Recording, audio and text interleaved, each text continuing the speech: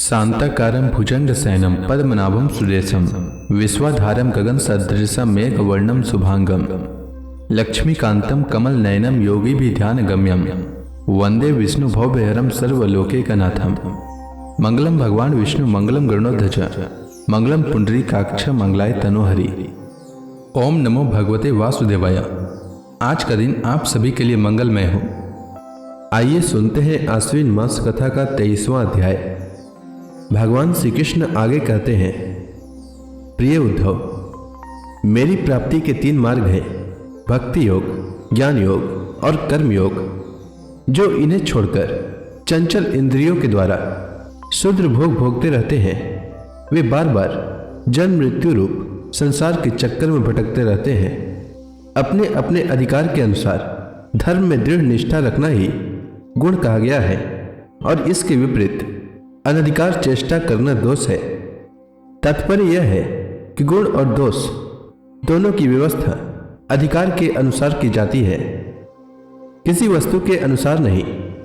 वस्तुओं के समान होने पर भी शुद्धि अशुद्धि, गुण दोष और शुभ अशुभ आदि का जो विधान किया जाता है, उसका अभिप्राय यह है कि पदार्थ का ठीक ठीक निरीक्षण परीक्षण हो सके और उसमें संदेह उत्पन्न करके ही यह योग्य है कि अयोग्य स्वाभाविक प्रवृत्ति को नियंत्रित संकुचित किया जा सके, उनके द्वारा धर्म संपादन कर सके, समाज का व्यवहार ठीक ठीक चला सके और अपने व्यक्तिगत जीवन के निर्वाह में भी सुविधा हो। इससे यह लाभ भी है कि मनुष्य अपनी वासना मूलक सहज प्रवृत्तियों के द्वारा इनके जाल में न फंसकर शास्त्रानुसार अपने जीवन को नियंत्रित और मन को वशीभूत कर लेता है। निष्पाप उद्धव, यह आचार मैंने ही मनु आदि का रूप धारण करके धर्म का भार ढोने वाले कर्म जड़ों के लिए उपदेश किया है।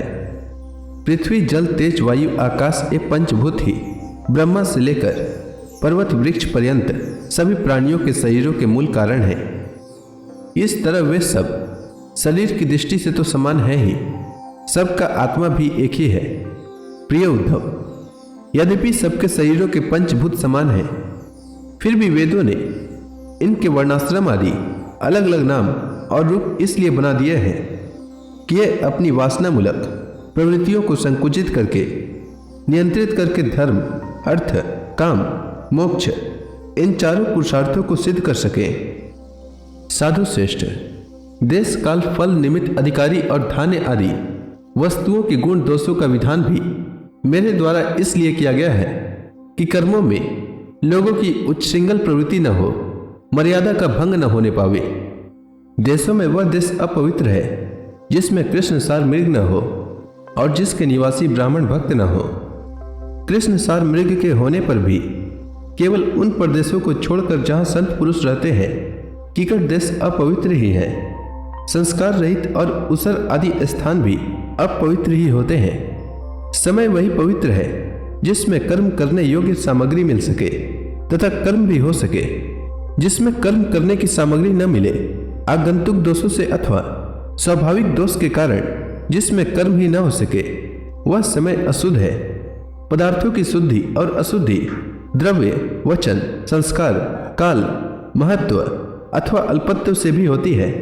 शक्ति, अशक्ति, बुद्धि और वैभव के अनुसार भी पवित्रता और अपवित्रता की व्यवस्था होती है। उसमें भी स्थान और उपयोग करने वाले की आयु का विचार करते हुए ही अशुद्ध वस्तुओं के व्यवहार का दोष ठीक तरह से आंका जाता है। अनाज, लकड़ी, हाथी दांत आदि हड्डी, सूत, मधु, नमक, तेल, घी आदि रस, सोना पारा आदि तेजस पदार्थ, चाम और घड़ा आदि मिट्टी के बने पदार्थ समय पर अपने आप हवा लगने से, आग में जलाने से, मिट्टी लगाने से अथवा जल में धोने से शुद्ध हो जाते हैं। देश काल और अवस्था के अनुसार कहीं जल, मिट्टी आदि शोधक सामग्रियों के संयोग से शुद्धि करनी पड़ती है, कहीं कहीं एक एक से भी शुद्धि हो जाती है। यदि किसी वस्तु में कोई अशुद्ध पदार्थ लग गया हो तो छिलने से या मिट्टी आदि मलने से जब उस पदार्थ की गंध और लेप न रहे और वह वस्तु अपने पूर्व रूप में आ जाए, तब उसको शुद्ध समझना चाहिए। स्नान, दान, तपस्या, वैश्य, सामर्थ्य, संस्कार, कर्म और मेरे स्मरण से चित्त की शुद्धि होती है। उद्धव जी, इस प्रकार देश काल पदार्थ कर्ता मंत्र और कर्म इन छहों के शुद्ध होने से धर्म और अशुद्ध होने से अधर्म होता है।